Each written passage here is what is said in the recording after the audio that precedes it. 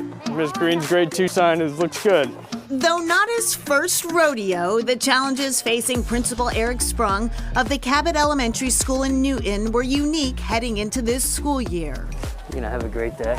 On the first day of school, we want to make a comfortable and warm, welcoming environment for the students. How'd you get such a fancy mask? Comfort starts with safety.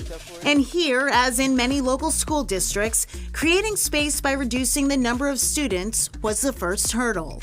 So that starts with how we place students, making sure we're thinking about how many students are in our classrooms. So it requires a district-wide approach. Over here, we have tents that we're going to use for mask breaks. Coordinating that district-wide approach is Newton Superintendent David Fleischman. I haven't had a weekend off since March, thinking about how do we serve meals to students who are food insecure? How do we distribute technology? Those are things we never had to do before.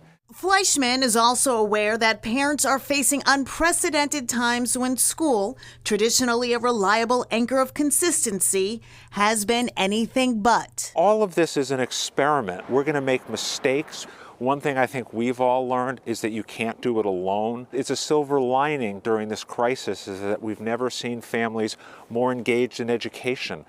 That engagement has taken many forms, including for Cabot mom Nikki Chapman, looking after an old friend. Humpty is a big part of the Cabot culture. So when I had the sewing machine out making family masks, I said to my daughter, I said, "Oh, do you think Humpty should have a mask?"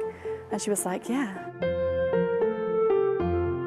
Prior to Cabot's reopening, masking Humpty was a simple activity to get her kids out of the house. But now, as he welcomes hundreds of kids back to school, it's a reminder how we are all adapting to these difficult times. Students come to school, and even behind masks, you could see that there's a smile on students' faces, and you could see the enjoyment that teachers have as they're able to connect to students in person, and that's what it's all about for me. Have a great day! Newton consistently ranks among the best public school systems in Massachusetts, with financial and other resources that aren't available in many other districts. But here at Lena Park Community Center in Boston, 2 women have shown what's possible when motivated parents unite and think outside the box. When remote learning came about, I was really thinking that I was Superwoman. And the fact of the matter was that it was difficult because there were things that my daughter was learning that I had to go and Google.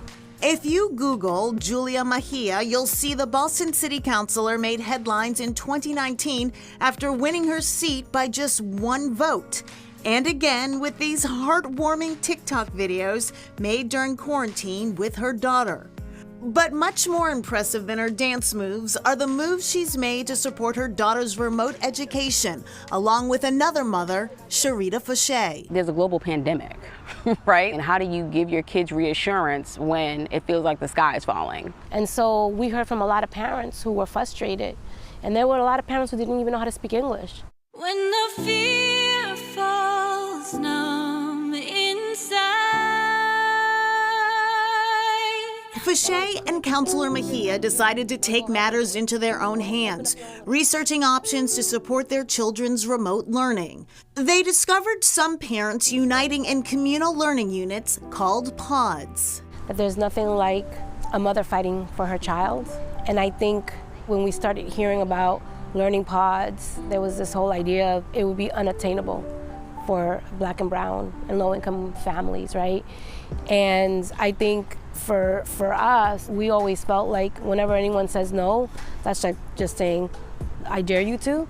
That's who we are as people. We're resilient people. And so we make ways out of no ways, and we just do what we need to do. We were just talking about what the possibilities could be on Friday, and by Sunday, we had the location, we had community partners, we had parents that are really gung-ho and excited to join the pod. Mama told me the sun shines brighter right after the rain. And you can't replace schools, right? So, there's no thought about that. It's how do we do something until we're able to resume back to in-person learning fully. There's a myth that everything that deals with Black and brown always have to be poor, and we're trying to show the brilliance that exists within this community. And to see the smiles on little people's faces and the joy after watching them for months and months at a time struggle is a beautiful thing, and it's a really emotional thing because our kids have gone through a lot.